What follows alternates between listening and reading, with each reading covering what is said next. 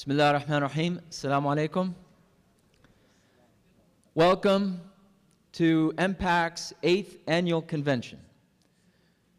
We're actually going to be celebrating not only our 8th annual convention, we're going to be celebrating MPAC's 20th year. We began in 1988 with a budget of $30,000, and if you want to call it an office, it was really some closet from a business office.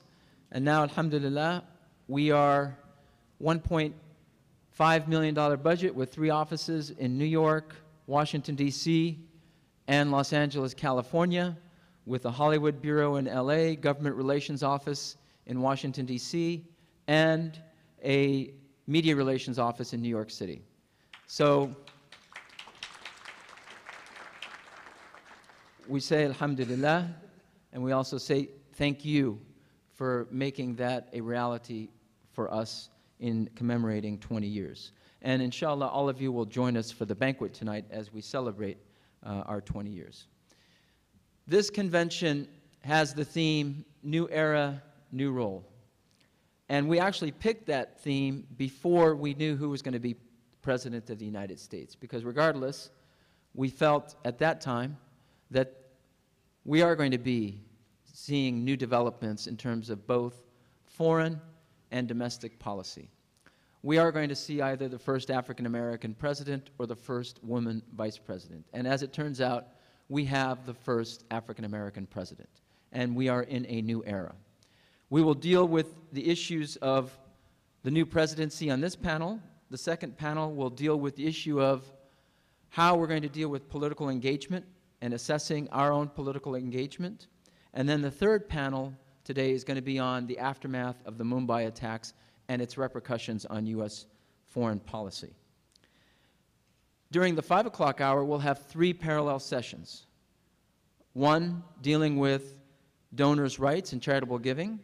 One dealing with running for public office, as we see more and more young people very much interested in learning how to run for public office, be it school board, city council, state office, or even Congress. And then a third panel will deal with the issue of United States global engagement. So I hope you're going to be with us throughout the duration of these panels, because it's going to be very informative. During the evening, our banquet will have the launching of a new campaign that is really being initiated by some exciting individuals, Deepak Chopra, Salam Ahmed, who is a musician, and Melissa Etheridge, I'm sure many of you know her, have teamed up to launch a campaign called Ring the Bells of Peace. And tomorrow at 12 noon, they're going to synchronize and have this launching throughout the United States, but they're going to actually announce it tonight at our banquet. And then after that, we'll have an MPAC presentation and looking ahead, and then we will end with a keynote address by Rick Warren, a pastor here at Saddleback Church, who was actually the first who held a town hall meeting between then Senators Obama and McCain, and is now, as was announced earlier this week, going to give the invocation at President-elect Obama's inauguration in Washington, D.C. on January 20th.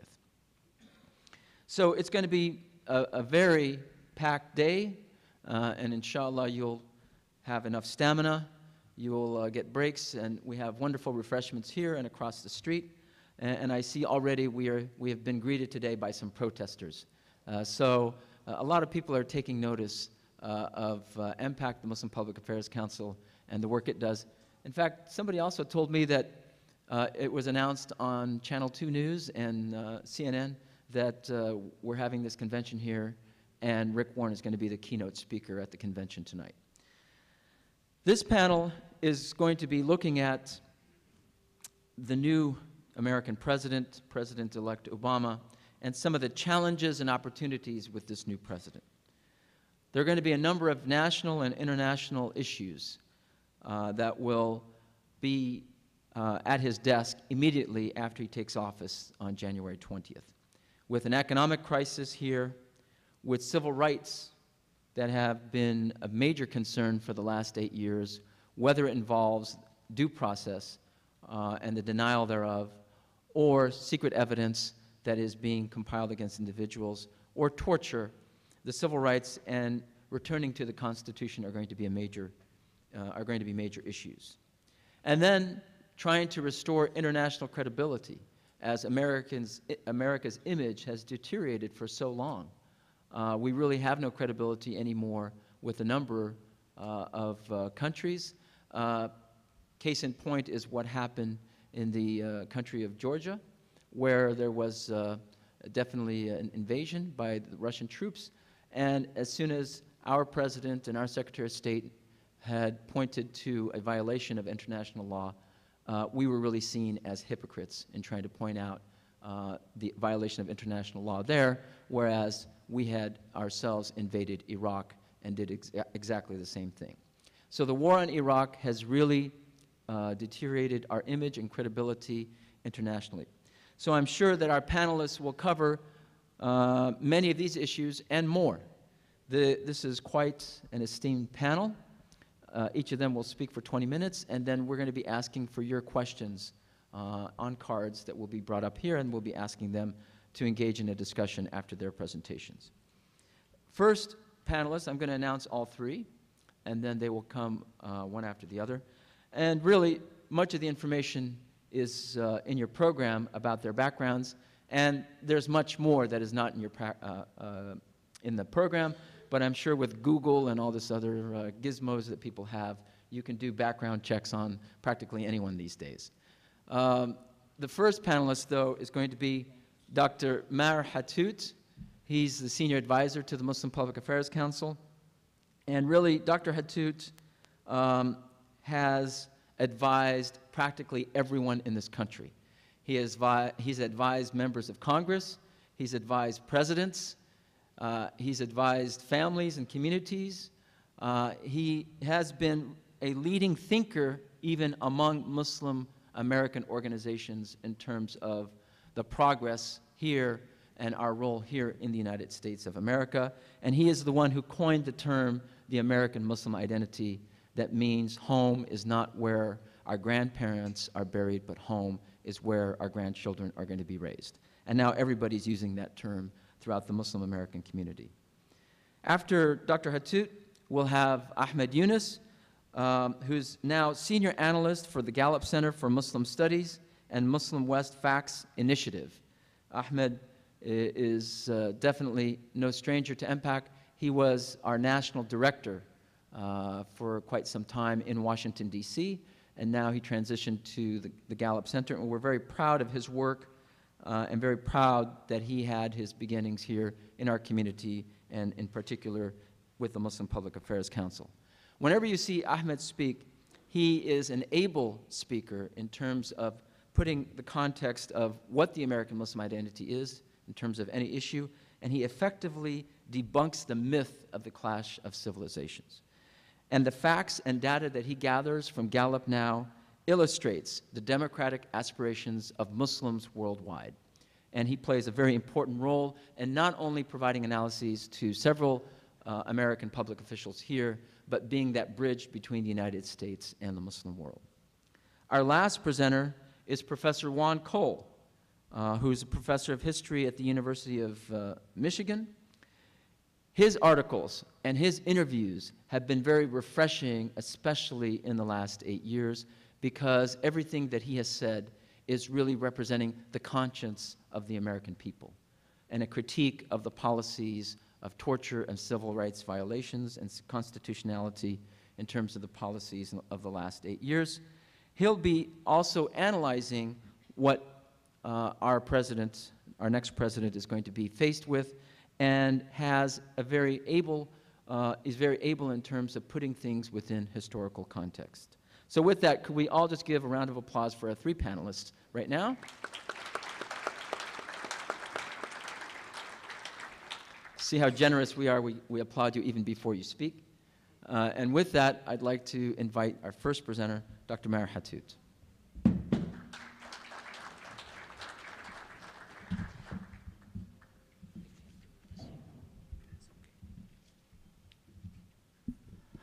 Bismillah ar-Rahman ar-Rahim. In the name of God, the compassionate and the merciful.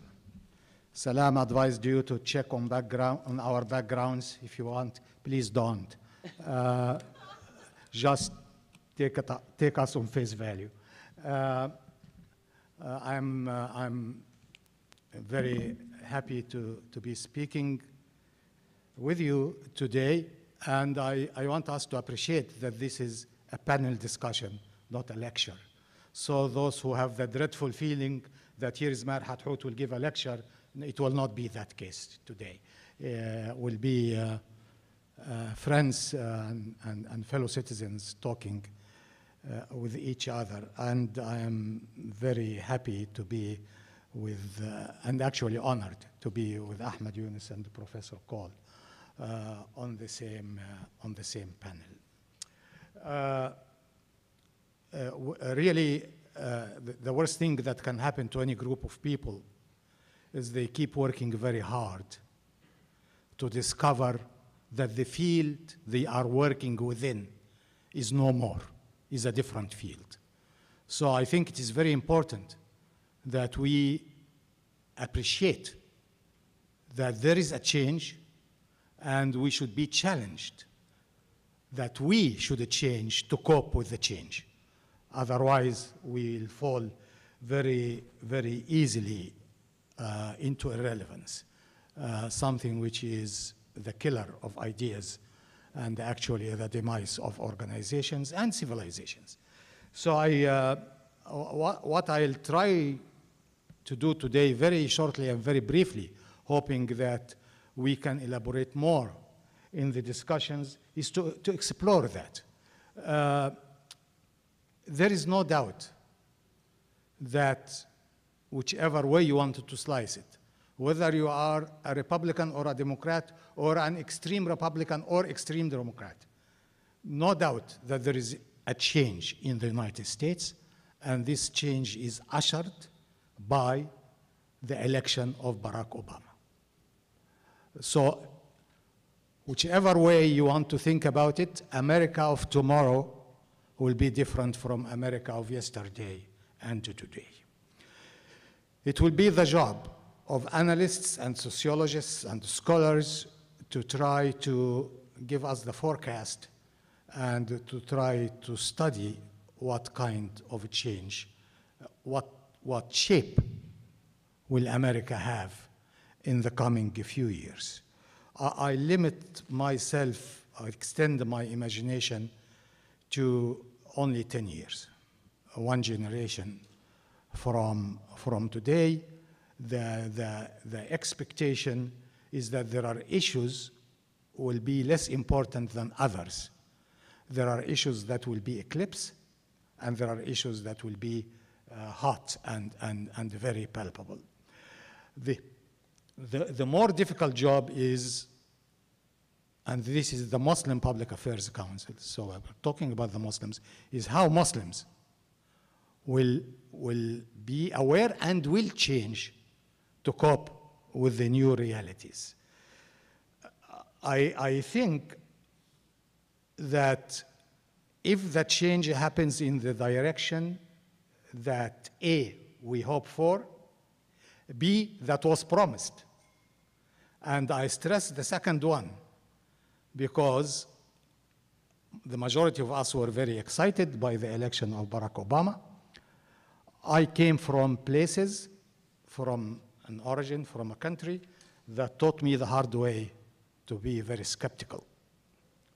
And so the moment you elect the hero and you make the hero a hero and you follow the hero will disappoint you. In our Islamic culture, what makes a person a chief is that he serves, following the saying of Prophet Muhammad, peace be upon him, khadimul qawmi sayyiduhum. The servant of the people is actually their master. So from that perspective, it is very important that we consider ourselves included in the equation so that we see into it that what was promised is fulfilled. Otherwise, we give the other face of the coin of a failing democracy. We saw one face of that coin already in the past 8 years. The other face of the coin can be what I'm talking to you about, to get someone and you don't hold him accountable, not to your ambitions, but to his promises. He articulated certain promises. He should be answerable to the American people about the promises that he articulated. And this is only fair. Otherwise, the democracy will be a fake one. If that change takes that direction, then we Muslims have to undertake major change. Number one, in psyche and in attitude. That will then be translated in rhetoric. That will then be translated into activism. But it all starts by our outlook to life and to the country should be different. Let us face it, since 9/11, Muslims, with their all colors of the rainbow, were on the receiving end. We receive things. Some of these things are good, like empathy and curiosity and trying to understand. Some of these things were very bad, like Islamophobia and the prejudice and trampling of human rights, etc., and civil liberties. But in either case, we were receiving. And when you are in the receiving end, you have already been framed. The debate has been already framed, that you have either to ignore or to react or to get angry or to fight. When you are in the receiving end, or to cheer. But you don't have an initiative on your own, because you are there and things are thrown at you, the good and the bad. You have to cheer the good and defend against the bad, in whichever ways of defense it depends on the intelligence of the people who are dealing with that. I think that paradigm ought to change. We have to shift from the receiving end to insisting on being on the giving end. This is the major issue, that Muslims with other Americans should be constructively engaged to build an America which is different from the America of the last 10 years. So we are not anymore receiving, and we should, and my strong recommendation, they call me the senior advisor, which means I advise, nobody listens. But my advice that I stress to the Muslims, you insist on not defending, not responding, not whining, not complaining, not feeling victimized, but insist that you roll up the sleeves with others and build a different America. And there is an opportunity for us to do that. It seems that there is an opportunity for us for the first time. For the first time since, I would say, 9/10. Because from 9/11, that glimpse of hope that we will be integrated part, building part of America was demolished with the two towers. Now we have an opportunity that we insist to be in the constructive mode. If that attitude changes, our rhetoric then should change. We should no more be neither the angry, nor the whining, nor the complaining, nor the withdrawing, nor the cheerleader. The rhetoric itself should change to be in articulation of what we believe can be good for America as part of our mission to life as Muslims, that we are supposed to enjoin what is right and forbid what's wrong and believe in God. So all our talks and all our books and all our articles should go into that direction, trying to be part of the solution, trying to suggest the solutions, try to add to the productive debates of the country. This will take us, as I said, it will be from psyche and attitude, from frame of mind to rhetoric to actual actions. My recommendation to myself and to all is stop building mosques. That phase is over. Stop making the petty projects for Muslims, home for Muslim children, for Muslim elderly, let us build things for America. And our projects that we get engaged in, from the social to the economic to definitely political projects, should be through building positions and situations for us in the political and social and the economic arena in the United States. So we add to the pluralism something of value. This is, people will say, easy to say. Number one, it's not easy to say. Number two, it might be difficult to do, but there is no alternative. But irrelevance. And I'm sure that we will not be irrelevant in this country. Thank you very much.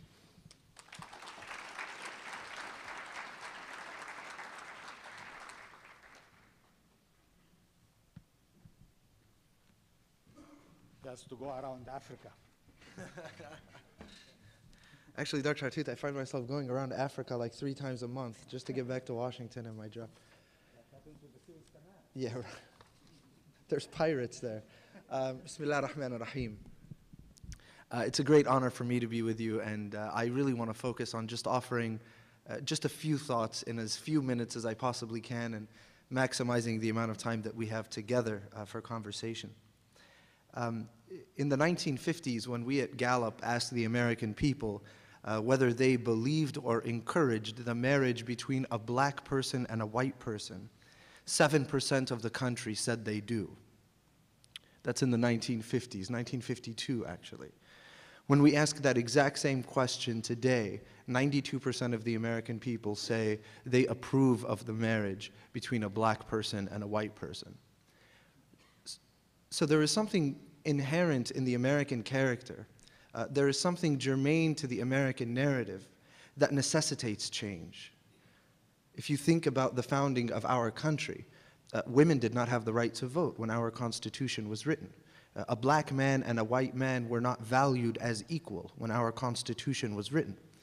That doesn't mean that that Constitution is thrown out to the door, but it means that inherent in its structure, in the procedural mechanisms of its development, are avenues for change, are avenues for contribution by the people, are opportunities for a change in perspective on, tolerance, morality, what is good, what is wrong in society.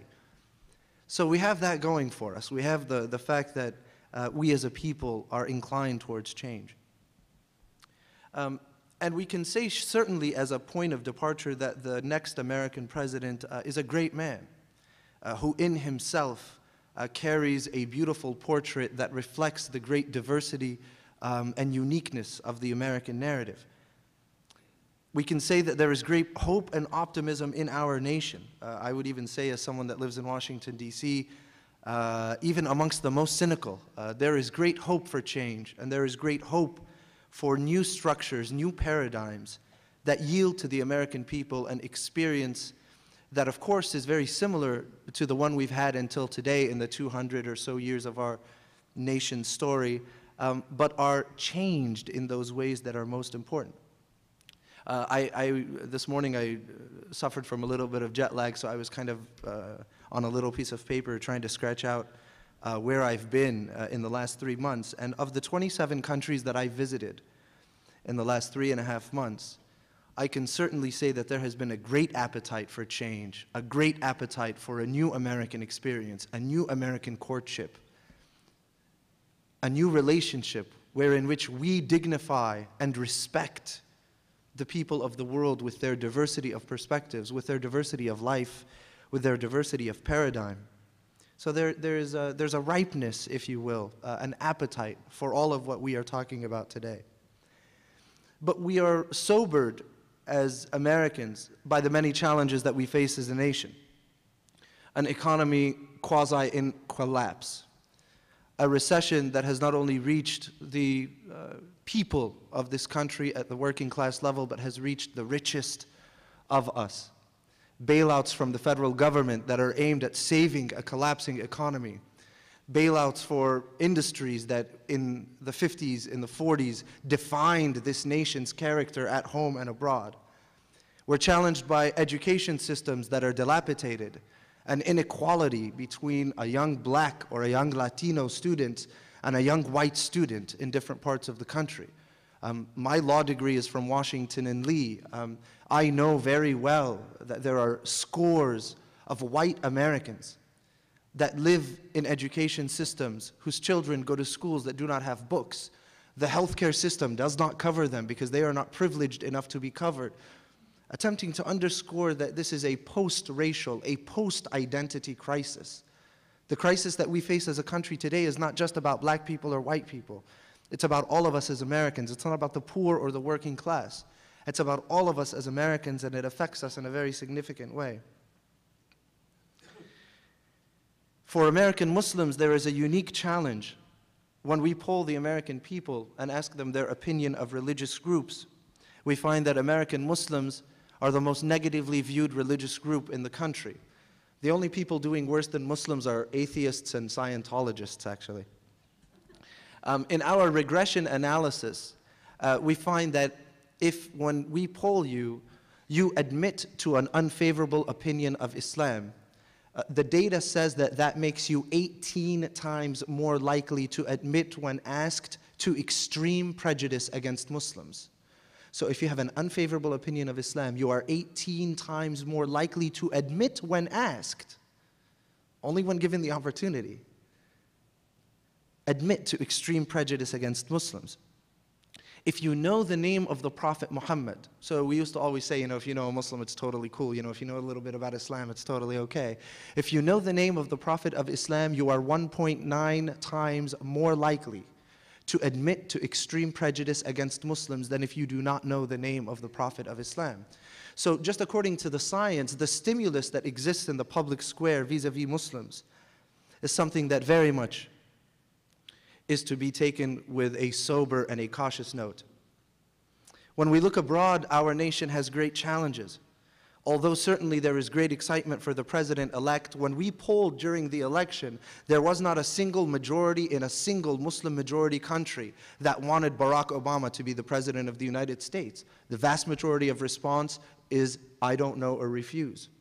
Who would you rather have, John McCain or Barack Obama? I don't know or refuse. Certainly amongst the intelligentsia, there's great excitement for Barack Obama. I mean, we go to conferences all the time.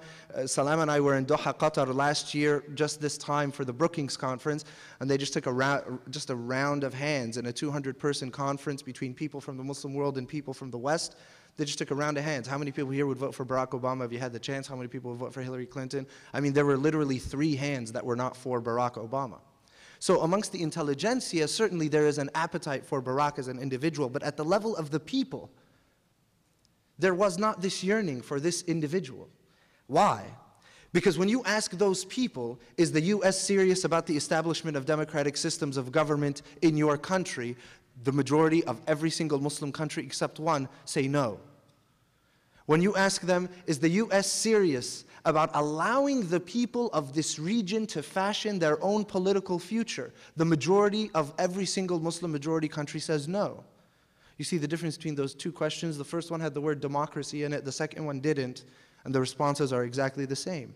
When you ask those people, is the United States serious about the creation of good quality jobs in your country?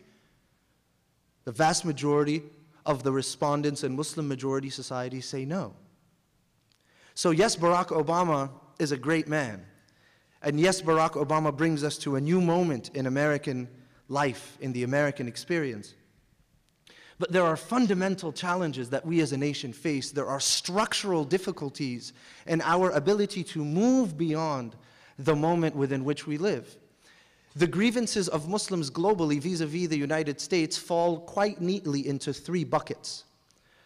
Perceptions of political domination, a relationship between the United States government and the non-democratically elected government of that people, and a perception by the people that the United States is a catalyst in the lack of freedoms that they experience on a regular basis.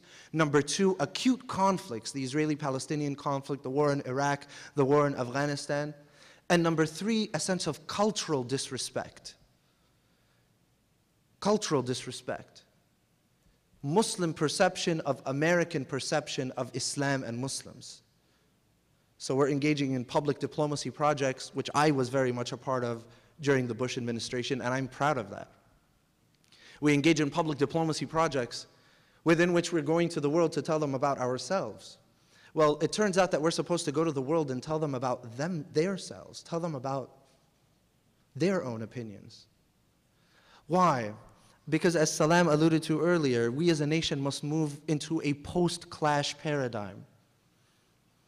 Those three circles, cultural disrespect, political domination, acute conflicts, if you see them in a Venn diagram, you see them connected to each other. There is a concentricity.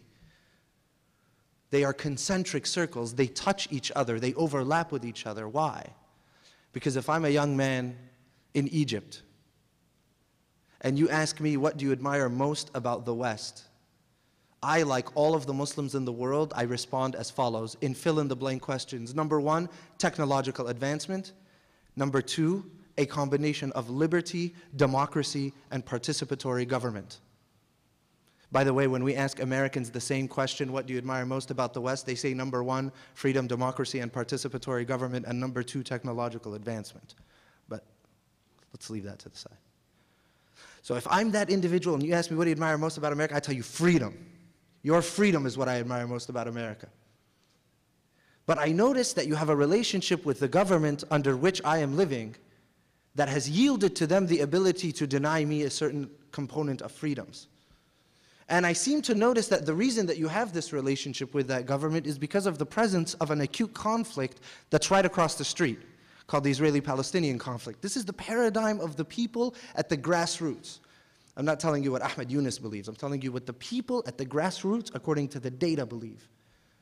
So I perceive it to be because of this acute conflict that's right next to me, and I consistently feel disrespected by you because every time you ask me what do I admire most, I say freedom, and you are continuing to act in a way that does not yield for me or the people around me in my country those types of freedoms. So the United States of America has a great task ahead of it.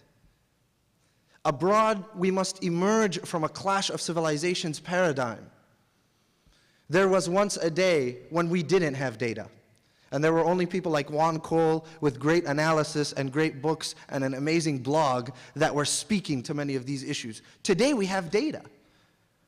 So what I am speaking to you today is the voice of 92% of the global Muslim population. It's not Ahmed Younis's cute fabrications of ideas. If we use that data as the American people to reassert our perception of the people of the world, primarily Muslims, and their motivation. When we ask Muslims around the world, do you believe 9/11 was completely justified? 7% say yes. Then we ask them in the fill-in-the-blank question, why do you believe 9/11 was completely justified? Not a single answer from all of the countries within which we poll is sourced in religion or religiosity or piety or the Quran or the Prophet Muhammad said. It's all politics and policy. I'm a kid from LA. I never get to see LA anymore, but I'm a kid from LA. Much of what I studied was about Latin America, beef between the United States and Latin America throughout the last 50 years of our lives. It sounds exactly the same. The analysis is exactly the same. When we ask the 93%, why is 9/11 unjustified? All of the answers are sourced in religion and religiosity, to the point where we have questionnaires within which people write verses from the Quran. The killing of an innocent life is like the killing of all of society. The difference between the people that believe that 9/11 was completely justified and those that don't, there's absolutely no difference in their religiosity. How often they attend a religious institution, and when you ask them how important is religion in your daily life, they have the exact same answers. In fact, so hear me now, let's throw this really cold cup of water on the clash of civilizations. In fact, amongst the 7% amongst the 7% that say 9/11 was completely justified, they are 15% more likely to say that democracy will yield to the people of their region the freedoms they deserve. Those are the guys that are saying it's okay that they flew planes into buildings. So we as a nation must emerge into a post-clash paradigm. That post-clash paradigm must articulate to the people of the world how we speak to them. You know, the Prophet Muhammad, peace be upon him, said something very beautiful. Everything he said is very beautiful, but here's one of them. The Prophet said, خَاطِبَ النَّاسَ عَلَى قَدْرِ عُقُولِهِمْ. Speak to the people on the wavelength of their mind. When you speak to people in their language, you respect them. And when you respect the other, you are in the most powerful place that you could possibly be. When you speak to the people in their language, you dignify their presence as equals. And an equal is much less likely to approach you with violence than approach you with reason. But this post-clash paradigm doesn't just apply abroad. It applies here at home. And this will be my last comment, Salam, because I know you're looking at your watch. Thank you, sir. There is a literacy that serves as a prerequisite to the knowledge required to lead global movements of change. You must be literate in two things: yourself, your nation, the core narrative of its experience, its great diversity.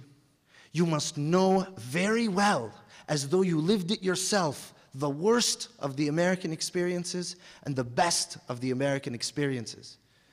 You must know yourself before you engage the other. And number two, you must know the other.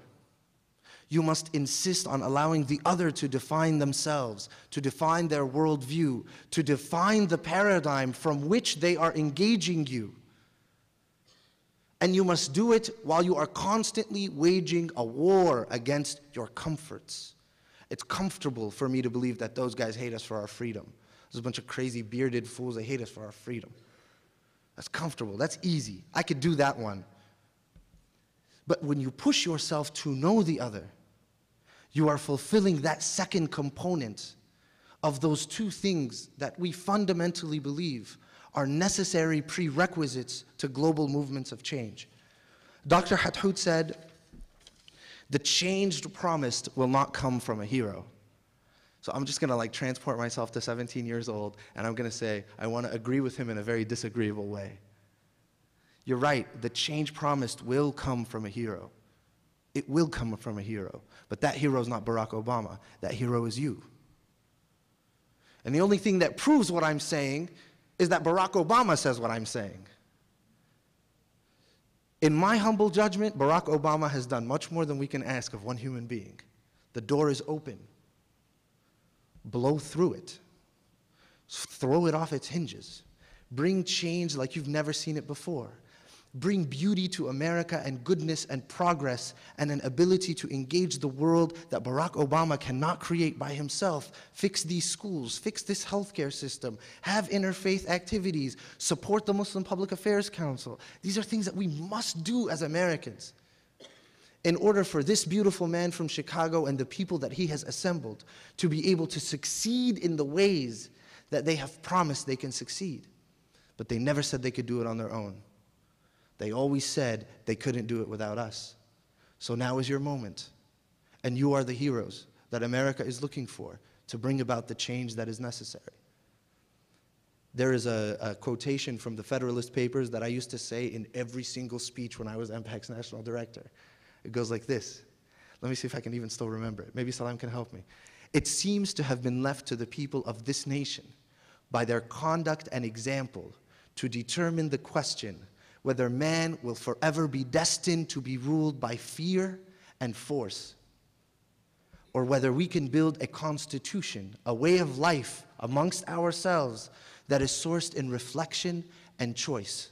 That is our mandate today, as we look to the future, to yield to the American people a life that is sourced in reflection and choice, and to yield to the people of the world with our great power and might, not just the might of weapons and the might of dollars, but the might of the core American narrative and what sits within the hearts and minds of the American people to yield to the people of the world a life that is sourced in reflection and choice and not in fear and force.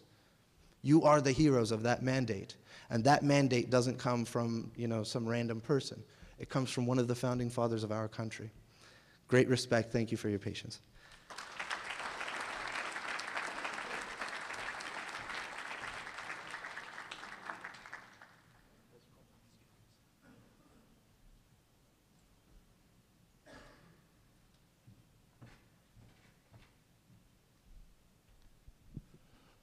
Well, thank you all for coming, and thanks so much to MPAC for this kind invitation. It's a great pleasure to be here.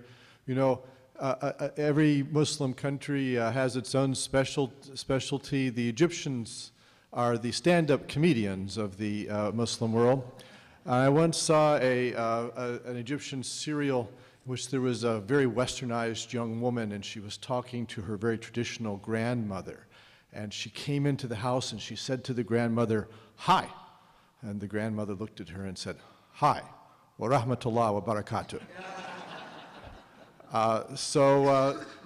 It seems to me the MPAC conference this year exemplifies that meeting of cultures. And when we talk about the impact of the new President Barack Obama, and I just wanted to remind you all, this is our panel discussion today at this hour is on the new president. What's the date today? It's only a month. It's like a dream. It's 30 days.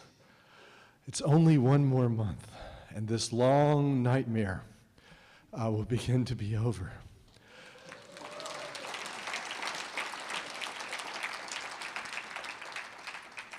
And when we talk about the task of the new president, the new administration, let's just remember a little bit about what we've been through.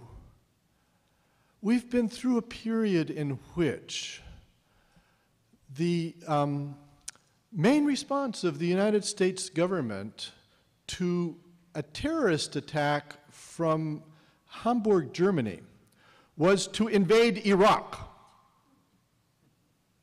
and occupy it until now. We've been through a period in which the President and the Vice President of the United States hinted around heavily that Saddam Hussein and Osama bin Laden slept in the same bed every night. When all the good intelligence showed and mere common sense, knowing anything about the region, would show that secular Arab nationalist Ba'ath Party, far-right, hyper-radical fundamentalist Al-Qaeda, not really that much of a good fit. Implausible things were alleged, and national and global policy were made on its basis. We've been through a period in which, in the recent presidential election, the entire ranks of the Republican candidate field were dedicated to denigrating Islam. They denied it. But I think the Republicans really, really miss the Soviet Union. It was a great tragedy for them when it fell apart. I mean, it was a victory in a way, but then, after a while they began to wake up and realized that they'd lost their ace in the hole. Because the Republican Party has been about scaring Americans about the rest of the world. And you can't really scare them very effectively about most things, but the international communist conspiracy, of which apparently Democrats were a part, that was the allegation that Nixon and others made. That was a wonderful plot device for the Republican Party. And after 9/11, they kind of felt, well, maybe we've got it back. Maybe the mojo's working again, and this time it's not the red menace, it's the green menace. there's a lot of problems with going in that direction. One is that, you know, communists were not a racial group in any way. And you had European communists, you had Germans, you had Russians, you had Americans, you had all kinds. And they were also not, you know, a group recognized in society with rights. They were a political party. So being anti-communist could be done without looking like you were the Ku Klux Klan. But when you take up Muslims as the enemy, as I think, without any doubt, that's the subtext of Rudy Giuliani's campaign. In fact, he castigated the Democratic candidates. He said, they're all afraid of talking about Islamic fascists and Islamic terrorists. He said, who would be offended by that? Well, let me just explain to Mr. Giuliani that in English diction, as well as in the Middle East, Islam is a religion which is about ideals. So we talk about Islamic ethics, we talk about the Islamic scripture. It's about ideals. Now you can have a Muslim, which is the proper adjective that Giuliani is looking for. You can have a Muslim burglar. You can have a Muslim criminal, you can have a Muslim terrorist. That's fine. You can't have an Islamic burglar. He's not acting out of the ideals of the Islamic religion when he's, you know, pilfering things. So the reason, Mr. Giuliani, that people would be offended if you talked about Islamic fascism or Islamic terrorism is that it's the wrong diction. It implies that it's connected to the essence of the religion. And mind you, you would never talk about this in other religions, so you wouldn't say in polite American diction, Judaic terrorism, as opposed, I mean, there can be Jewish terrorists, but you wouldn't say Judaic because that has to do with the ideals of the Jewish religion, and you wouldn't say that General Franco in Spain, who was rather tight with the Catholic Church, was a Christo-fascist. I mean, that would be extremely offensive. But Giuliani got away with saying these things. And then Mitt Romney in his presidential campaign, at one point, let me get you the exact quote, just a second. At one point he said that he objected to the Democrats talking about Osama bin Laden all the time. He said it's not just Osama bin Laden. He said that it's about, I can't find it, but he said it's about the Muslim Brotherhood and Hezbollah. It's about Sunni and Shia and the desire for a caliphate. So let's get this straight. The Muslim Brotherhood of Egypt, which is a political party that participates in elections and has 88 members in parliament, is the same as Al-Qaeda, which is a terrorist organization. And both of them are the same as Hezbollah, which is also a political party that is in the Lebanese cabinet, which has been designated by the Lebanese government to defend the south. And the Sunnis and the Shiites are the same, and both want a caliphate. I mean, I thought, correct me if I'm wrong, but the Shiite branch of Islam developed because they didn't want a caliphate. So Romney sounded like he knew what he was talking about, right? But in fact, he jumbled it all up and had no idea what he was talking about. And it just goes to show a little bit of knowledge is a dangerous thing. But the overarching point that Romney was making was that Muslims, in general, the Muslim Brotherhood, Hezbollah, wherever they are found, whenever they're politically active, that's the enemy. That's the new Soviet Union. And of course, it's the most ridiculous thing that you could possibly imagine. First of all, I started thinking about this, you know, green menace trope in the Republican Party, and I thought, well, who are the friends of the United States in the world? Russia, not so much. China, I wouldn't exactly call it a friend. We do a lot of business together. Venezuela hasn't been talking nice about us. So there are 14, I think, non-NATO allies of the United States, plus NATO. Well, in NATO, you have Turkey, so one NATO ally, and then Egypt, Jordan, Bahrain, Kuwait, Morocco. They're all non-NATO allies. I mean, designated by the president allies. So that doesn't look very much like the Soviet Union. It looks like the Muslim world is where Americans' friends are. So President Obama comes to, or President-elect Obama, you can see how hard I'm waiting, comes to power at a time when Muslims have been tortured using the Quran and using psychological techniques of essentially blasphemy to break them at Guantanamo and Bagram, when Muslims have been targeted for, frankly, phony prosecution by the Gonzales Justice Department, which dirty tricks have been played, like naming unindicted co-conspirators. The Muslim Brotherhood, apparently, is an unindicted co-conspirator in the Holy Land Foundation case.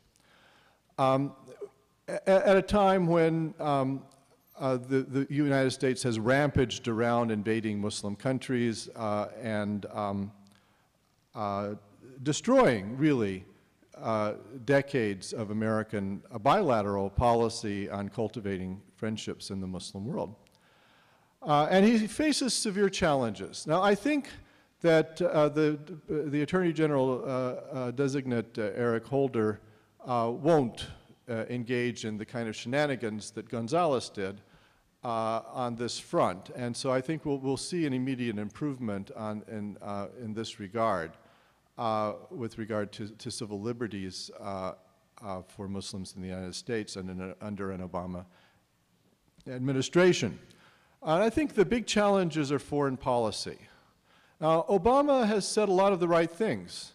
He has said that he's going to get combat troops out of Iraq, that this Iraq misadventure, which has wrought so much destruction on the people of Iraq, is going to be over with. And Obama has, I think, had a stroke of good fortune that the Iraqi government is beginning to get its act together, and the Iraqi parliament has also asked for a withdrawal, not just of combat troops, but of all U.S. troops, is quite explicit about this, by 2011.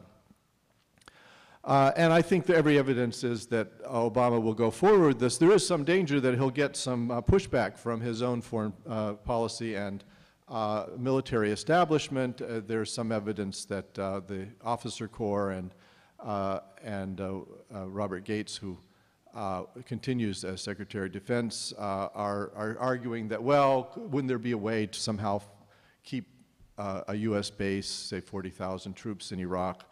And people keep thinking on the example of Germany and Japan, South Korea after those wars. Let me just explain something to everybody who doesn't know it. Like, Japanese don't like having U.S. troops in Japan at all. Like, it's very, very unpopular. So why do they have them there? It's because they're more afraid of, in the old days, it was the Soviet Union and China that they were afraid of. And so they wanted a U.S. military umbrella, and that's why the troops are there. It's because of fear. Likewise, the Germans, not that enthusiastic about having GIs around, but compared to the possibility of a Soviet occupation, it seemed like a good idea. And you will note that with the fall of the Soviet Union, U.S. bases in Germany being rolled up, not going to be any U.S. troops there. So the only way you get these post-conflict bases is if the country that was conquered is afraid of somebody else. And who exactly are the Iraqis afraid of? No offense to any Iraqis in the room, but they were the ones that everybody else was afraid of in the region. The Iraqi government in Baghdad, which is now dominated by the Islamic Supreme Council of Iraq, formed in Tehran, not afraid of Iran. There's nobody else in the region that they're afraid of. So I don't foresee them being willing to put up with U.S. troops in the aftermath. And in fact, they put it in the text of the Status of Forces Agreement that Parliament passed that there would be no U.S. troops. So Obama is going to have to push back against some of his own military advisors on this issue and really get us out of Iraq. And that's the only way that we're going to begin to repair some of our relations with the Muslim world. You know, talking about polls, the Saudis were polled and they were asked, would you like better relations with the United States? 64% say yes. These are the dreaded Wahhabis, right, that the American politicians are always talking about and denouncing as the root of all trouble. 64% say they want better relations with the United States. And if you ask them, how would you get those? The number one thing the United States could do to cause better relations with the public of Saudi Arabia, get out of Iraq. This is huge. In 2000, it's hard to remember the 2000, before all this happened. 75% of Indonesians said they had a favorable or very favorable view of the United States. It's the largest Muslim country in the world. 75% have a favorable or unfavorable view, favorable or very favorable view of the United States in 2000. It now hovers around 20%. The United States has lost enormous esteem in the Muslim world, which turns into real deficits in economic and diplomatic and military relations. In Turkey, 2000, 56% of Turks have a favorable or very favorable view of the United States. Turkey is a NATO ally. Today, 9%. And if you know Turks, a lot of them are very secular people, very pro-West. This is, to have 9% of Turks, I mean, this is now on the same level with, like, Palestinians. It's an incredible fall from grace. And it has implications. Like, the Turks refused to let the United States go through Turkey on its way to Iraq. It has, as I said, there are dangers of, this goes on, there are dangers of boycotts. And it's not as if the United States doesn't need the Middle East and its resources. Obama's other big challenge, besides getting out of Iraq and restoring civil liberties and the Constitution in the United States, lies in Afghanistan and Pakistan. And you know, it is said that President Roosevelt, when he was elected, met with some of his constituencies and said, "Thank you for electing me. Now put pressure on me." And one of the things that the public has to do with President Obama now is to put pressure on him.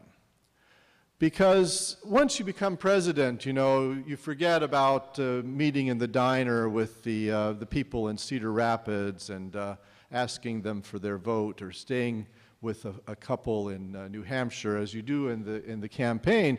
Now you're dealing with the big boys. Now General Electric is coming to you, and ExxonMobil, and people with billions and billions of dollars, or at least people who pretend to have billions and billions of dollars, and there are some of those too, like Madoff. But in any case, you get the big pressure. And I think we have to encourage President-elect Obama to back away from some of the things, and some of the things his team has said with regard to Afghanistan and Pakistan. Obama began saying that he would bomb Al-Qaeda targets in Pakistan unilaterally if we had intelligence on Al-Qaeda being there, and the Pakistani military was not forthcoming with permission for us to operate. Actually, Bush heard that and said, "Oh, gee, why didn't I think of that?" and started doing it. So the United States is an ally of Pakistan, but has been bombing it. And surreal things were said during the campaign. Like, at one point, they asked Obama, well, would you nuke Pakistan? If you knew, like, where bin Laden was, would you nuke Waziristan? Obama said, well, no, I wouldn't do that. And Hillary came out and attacked him. So what do you mean you wouldn't do that? Of course we would nuke Waziristan. I mean, they're talking about deploying a nuclear bomb on an ally. I mean, not on Islamabad, but on the soil of Pakistan. And people in Pakistan have been upset. The opinion polls show this, about this kind of talk and about the infringement on national sovereignty. And people say, well, Pakistan is not doing it, so we have to do it. Pakistan, nobody reports this in the press, or it's not even focused on. Pakistan's military has been fighting a campaign in the northern tribal agency of Bajaur, in which thousands of people have been killed or injured, and 300,000 people have been displaced and made homeless. I mean, there are Pakistani refugees in Afghanistan. This is a reversal of the tendency of the last 30 years. So it's not true that the Pakistani military is not doing anything in the tribal areas. In fact, what do they want? Like a genocide? There's a big operation there. And it's not entirely clear to me what is gained by these frontal assaults on tribal peoples, and how, you know, the U.S. political discourse now has it that our security in the United States is dependent on what happens in the tribal agencies of Pakistan. I mean, is that plausible? Let's say there are 1,000 Al-Qaeda who escaped there and are hiding out in Waziristan and Bajaur and places like that. What could they really do from there? And in what way would attacking those places constantly yield better security for the United States? It doesn't make any sense to me. And I think the idea that we send in more and more troops into Pushtun areas of southern Afghanistan and use them for search and destroy missions and so forth is also very unlikely to end well. I mean, isn't that what the Soviet Union did? How would that work? So I think we have to press President-elect Obama to back off some of these things. And despite Hillary now being Secretary of State, she is strictly to be told no nuking of anybody. That didn't actually get her elected, so she just has to give up on that. So I think the things that were said at the beginning by Mr. Al-Marayati should be kept in mind. We've elected a president. He's a president. We may think of him as a hero, but remember, most of his heroism has been in his promise. He hasn't actually done anything yet. And we will be disappointed by some of the things that he does, without any doubt. We now have to have a dialogue with our president and with the new administration. We have to put pressure on them. We have to lobby them. We have to organize.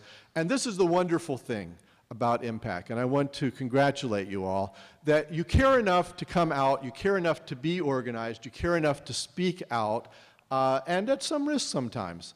And without that, we don't have a democracy. Unless the people are willing to organize and speak out, we have an elective dictatorship. You know, and we can just elect a president and leave him there to do whatever he likes, and then we'll end up certainly being disappointed. So we have to organize to pressure the Obama administration to follow its best instincts. And where its instincts already aren't very good, we have to pressure it to back off and go in the right direction. The good thing is that the hysteria that was produced by 9/11, and which was intended to be produced by 9/11 in the United States and the Muslim world, is very clearly short-lived and is dying out. The main reaction of the American public these years later, 7 years later to 9/11, is to elect a president with the middle name Hussein. And there's therefore an opportunity now to go forward. People realize Al-Qaeda is not a world historical threat. It is a small and fringe and probably dying terrorist organization, which is as much of a threat to the government of Saudi Arabia or Egypt as it is to that of the United States.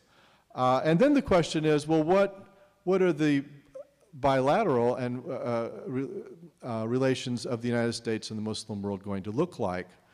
And there's a great deal of hope. Actually, Despite the hopes for energy independence, and which may be attainable in a century, they're not attainable in 10 years, and that's another thing that Obama is wrong about.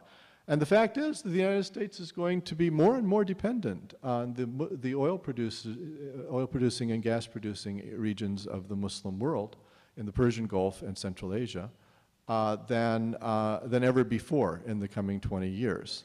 And the opportunities for cooperation in developing solar energy, for instance, are great. And people don't know, but the United Arab Emirates is now creating a low carbon or no carbon city called Masdar, which would have no carbon footprint. And it is, ironically, the very riches that come from the fossil fuels that might allow this way forward. It is that kind of project with which the Obama administration should be cooperating if we're to get to our goal, ultimately, of clean, renewable alternative energy. Ironically enough, the capital for that and some of the impetus for that might well come from the hydrocarbon countries of the Muslim world. So I think there's every potential here for a bright future, a future in which the United States and the Muslim world are even more so than now partners. And I just want to leave you with something that Benjamin Franklin said. He created a non-denominational center in Philadelphia in which any person of any sect or persuasion could come and preach. And so it could be a deist or a Quaker or a Congregationalist, anyone. And when he set it up, Ben Franklin wrote in his autobiography that even the Mufti of Istanbul would be welcome to come and preach at that center, and that the public would be open to learning things as it certainly would from him.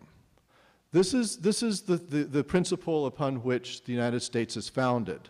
And although there's a little bit of prejudice, involved in the idea that even the Mufti of Istanbul is somebody from whom we could learn, this is the 18th century we're talking about here, which was not, an enlightened necessarily period about Islam.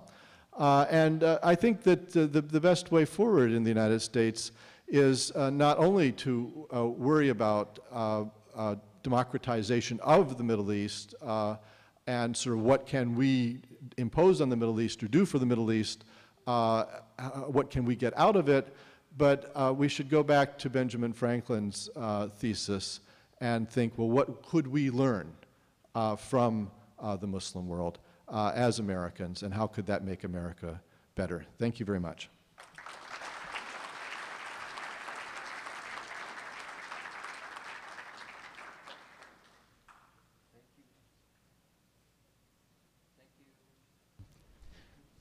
Okay. Is this okay? Thank you. Thank you, Professor Cole, Mr. Ahmed Younis, Dr. Maher Hathout, for very enriching presentations. We have a number of questions that we'd like to go through, as many of them as possible.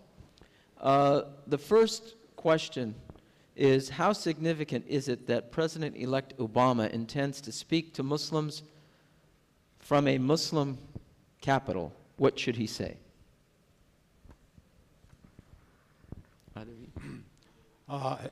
I think it is at least leaked that the president-elect is planning to address Muslims from a Muslim capital. It was not leaked which capital he's going to choose. Nonetheless, I think if it happens, it will have a positive impact on the Muslim world, because as we heard from the two speakers, the ailment of the Muslim-American relationship is, speaking as a physician, is acute. Acute means happened recently, intensely, but it can be cured.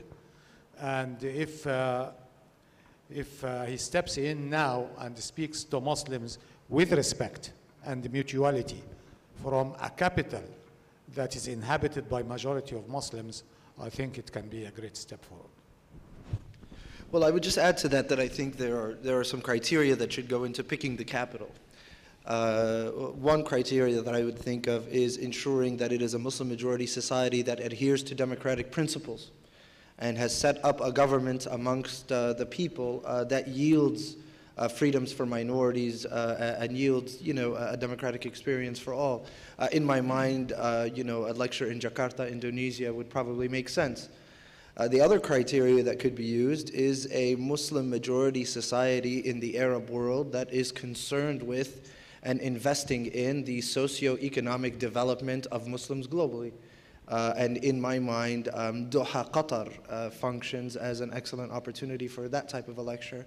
But for Barack Obama to go to a Muslim country where there are no freedoms for minorities, Muslim or non-Muslim, where there is no vision to the disposition of the people of the region or of the global Muslim community, then we are regressing to a place where we reward ignorance, and we don't want to be doing that.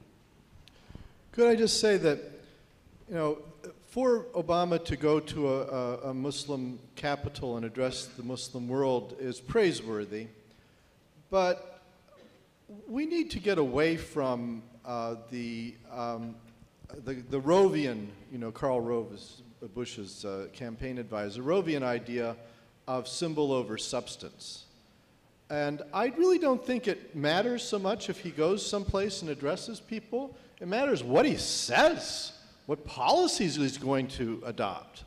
I mean, what would it matter he went to Cairo and addressed the Muslim people? People don't realize that Bush went to Cairo last spring. Does anybody even know that he went?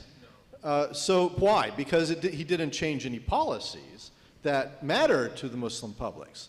Unless Obama is willing to step up and get a just and equitable resolution of Israel-Palestine, unless he's willing to work with Muslim publics, maybe behind the scenes and in more subtle ways, to promote the rule of law, unless he's willing to change U.S. policies in Afghanistan, then that he addressed them is all very well and good, but the question is what will be the response to the substance of what he has to say. And I don't think that you make foreign policy with photo ops, which is the way it's been done the last 8 years. I totally agree with that. Nonetheless, the mere step is positive, not negative. This is what I meant. No matter which, there are places will be better than places, and there are speeches that will be better than speeches. And I certainly would hope to see substance to come from it. I will not necessarily adhere to the policy of the government, but more to the sentiment of the people. I take, for example, the Egyptian situation, where the sentiment of the people is very healthy vis-a-vis democracy and the progress, but the government is not. I feel a message from that podium can be far-reaching and very important. I would not suggest the form that was performed here, inviting Muslims to the White House for iftar in Ramadan or a Eid celebration, which was good at the first time. But after second, third, fifth, it became ridiculous.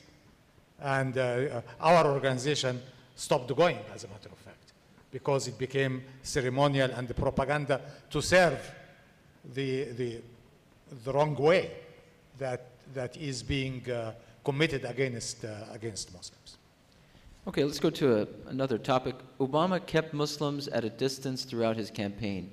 Most consider this a strategy to be able to get into office. What evidence is there that now that Obama will be president, will in fact work openly and supportively with Muslims? And a couple of other questions along the same line.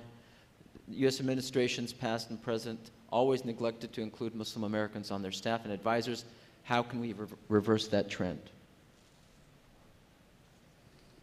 Mr. Younis?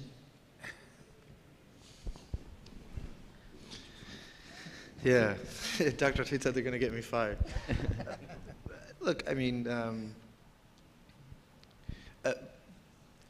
oppression brings sobriety and maturity in the perception of what success is possible. Black folk in America were not expecting Barack Obama to win the white vote in South Carolina and then holding him to the proposition that he's not integrating black folk into America because he wasn't able to overcome 250 years of history in South Carolina. I don't believe that American Muslims were looking for Barack Obama to become the champion of Islam and Muslims and to do the job of Salam Al-Marayati. That's Salam Al-Marayati's job, not Barack Obama's job. So for us to expect the president to be an activist for our community is very immature and very short-sighted. For us to demand through the structure of engagement that you have succeeded in building for the last 22 years, an equality, a seat at the table, a voice in the policy discussions, etc., that is a very American thing and a very necessary thing for us to do. But I fear, just from already our first two questions, that we have marinated in this place where we are, Barack Obama needs to do this, and this guy needs to do this, and how come this guy's not doing this? And I totally disagree with Dr. Hathout. I've always disagreed with Dr. Hathout. There is a Christmas celebration every single year at the White House. It has absolutely nothing to do with US policy towards Christians at home or abroad.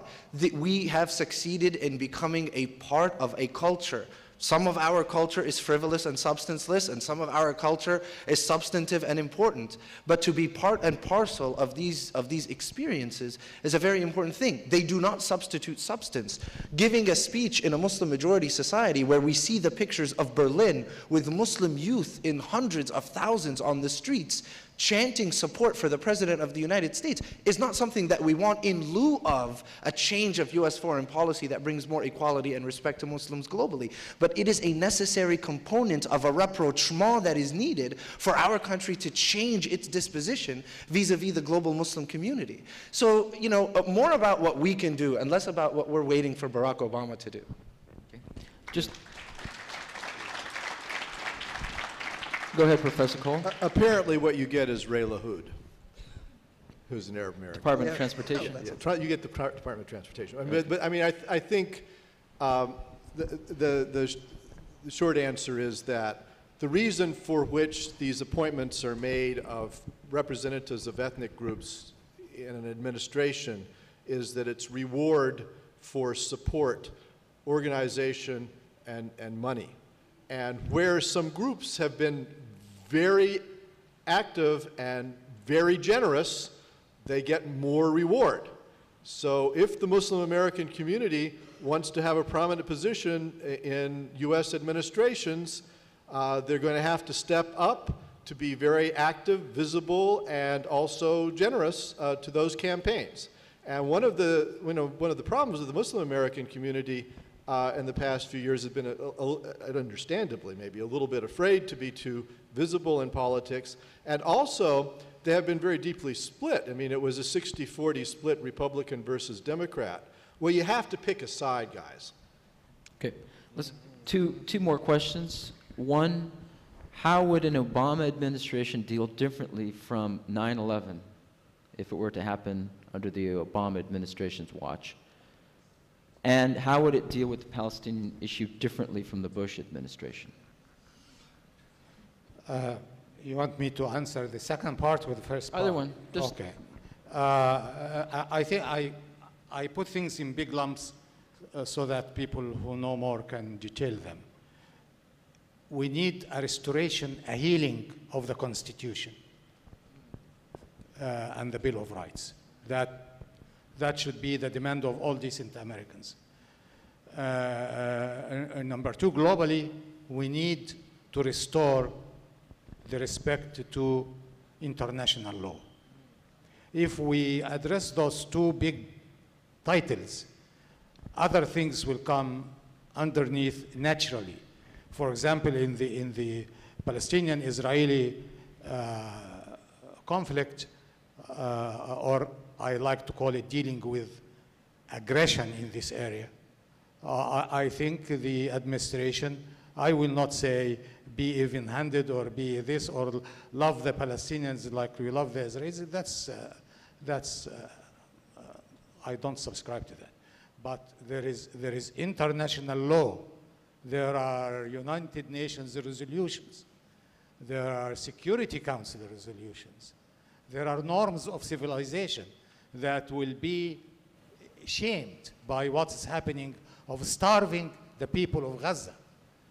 These things, these ABC things of human decent civilization should be addressed, and under these titles, other problems can be tackled. And I totally agree with my two colleagues that we don't expect Obama to do that.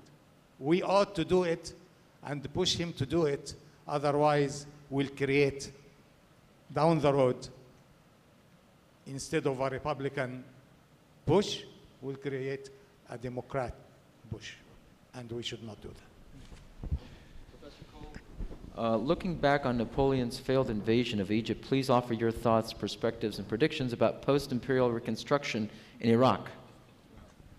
Well, the questioner is kindly referring to my book on Napoleon's Egypt, which I put forward as, you know, the first of many debacles of Western imperialism in the Muslim world in the modern period.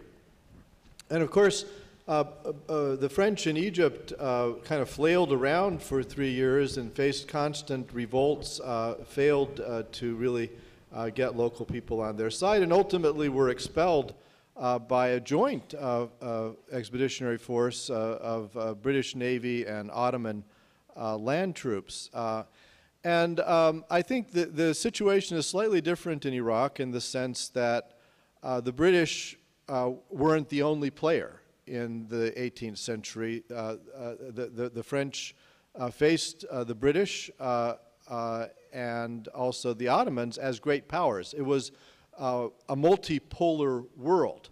And one of our misfortunes at this very moment is that we live in a unipolar world.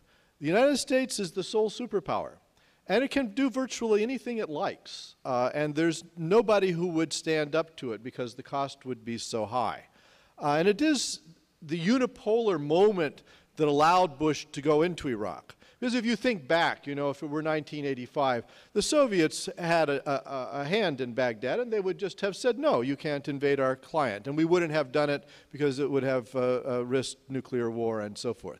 So it is the collapse of the Soviet Union, the United States' emergence as the sole superpower that allowed the Iraq debacle, and therefore the only check on U.S. policy in Iraq was from the Iraqi people.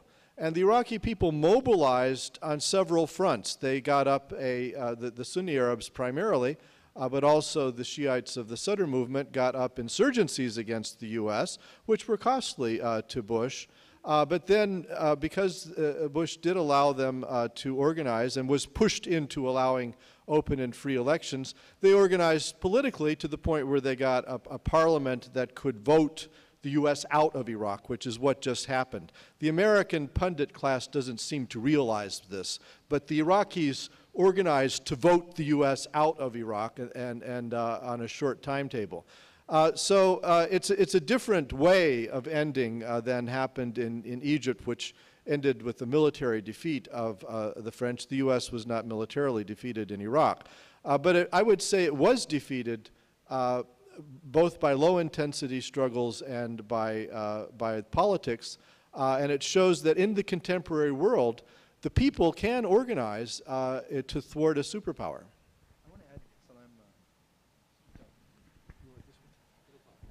I'll use my mentor's microphone. See, that way I'm more powerful. So I slammed it on the floor. Salam, I want to challenge the last question.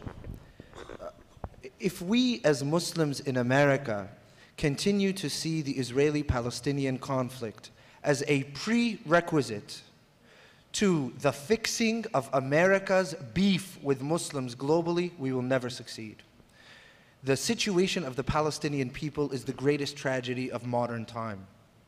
And it is something that we must engage actively to change the reality of.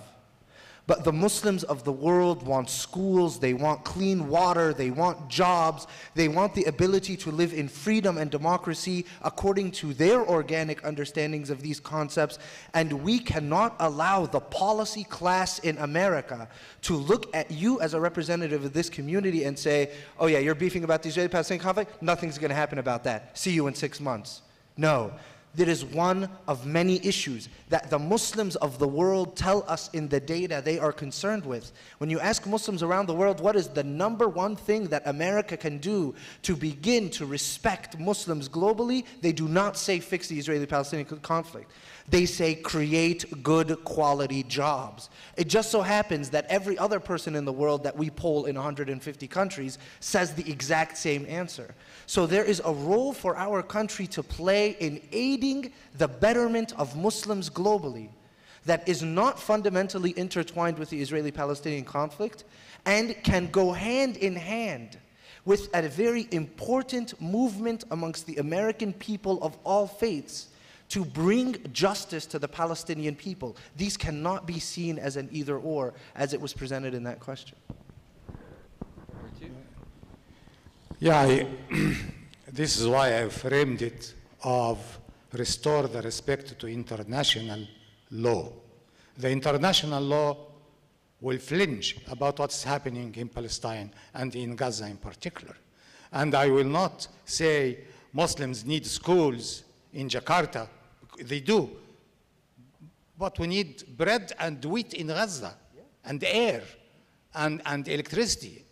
So I will not put it as a parochial issue. It's a global issue. And if America claims that it is the leader of the world, go ahead and lead. Don't take I lead in that portion of the world and ignore that portion of the world because I have a strong lobby internally. No, go across and lead and do the things that ought to be done regardless. And we keep hiding behind the strength or the power of the Jewish lobby in America. This is immoral. We know, we live with Jewish people.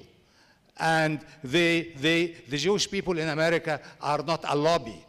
There are people of them, good numbers, are very upset about what's happening in Gaza and what's happening in Palestine.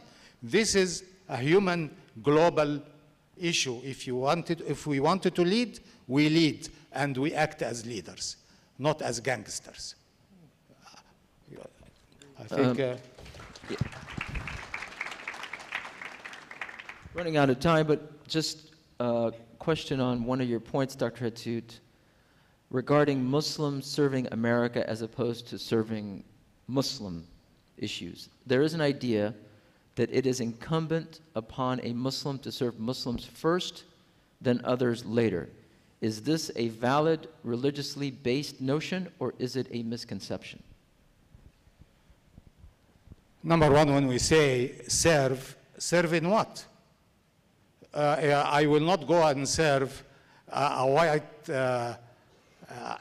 I don't mean any racism or disrespect. I will not go to a white, well-entrenched, group and say, I'm going to serve you on the issue of civil liberties. They don't need me. They are okay. But when I come to the issue of civil liberties, the first group I will select here will be Muslims, will be Latinos, will be African Americans, because this is where the service is needed. And I'll say I'm serving those first, not because they are my gang, but because this is where the injustice is inflicting, and this is where the service is needed. When I come to if serving the Muslims means that everything the Muslims do is correct or should justified or should be apologetic about it or hide it, I'll say no. I live in a country and I want the country to be safe, intact, growing, and great. And I will not, and this is what the Quran teaches us. Don't let the animosity to people or of people serve you away from justice. I'll try to serve for the common good of all people, and this will not exclude Muslims, of course. It will include, when I say I want a better America, me, Maher Hathout, when I say it, part of what I mean is a better Muslim community. I want a better country that makes the Muslim community naturally in a better position. I don't want America of discrimination, America of oppression, America of criminality and corruption. I want a good America where me as a community, as a Muslim community, and me as Muslim values will flourish, and we'll have a room around the table. Closing thoughts. Professor Cole? Well, as I said, I think that the next 4 years are an opportunity, not an accomplishment. An opportunity for various groups in the United States of a progressive turn of mind to organize for greater civil liberties, for a restoration of our Bill of Rights, for a different kind of U.S. foreign policy. And I think the United States works because it is a cooperative venture of a lot of different kinds of people. And the Muslim American community, because of the unique disabilities under which it has been put in the Bush administration, has a prime opportunity here to make the most positive contribution to righting the American ship of state. And that opportunity can only be taken advantage of if we as Muslims adhere to very basic Quranic and prophetic principles. That God will not bring change unless we as a nation change, we as individuals change, we as institutions change.